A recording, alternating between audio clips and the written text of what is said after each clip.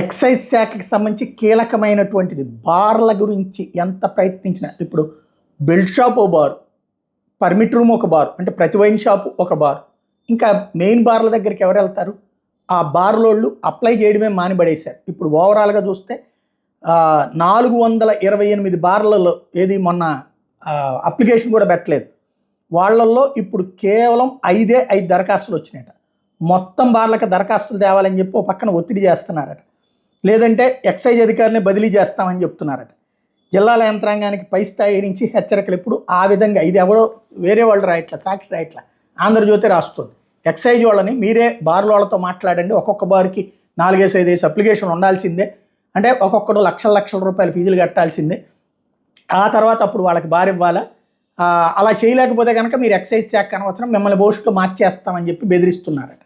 ఇక్కడ వీళ్ళేమో అక్కడంతా పర్మిట్ రూమ్లు పెట్టేసిన తర్వాత మా బార్ దగ్గరికి ఎవడు వస్తాడు, మేము అంతంత లక్షల రూపాయలు డబ్బులు ఎందుకు పోస్తామని వీళ్ళు ఓవరాల్గా సాగుతుంది. ఇది మొత్తం అందరూ అధికార పార్టీ వాళ్ళే ఉంటారు ఇందులో, ప్రతిపక్షానికి ఎక్కడా ఛాన్స్ ఉండదు. కాకపోతే అందులో కూడా అధికార పక్షానికి సంబంధించినటువంటి వాళ్ళైనా ప్రభుత్వానికి మేమెందుకు దారబోస్తాం అన్నటువంటి కోణంలోనే ఉన్నటువంటి సిచ్యువేషన్ ఇది.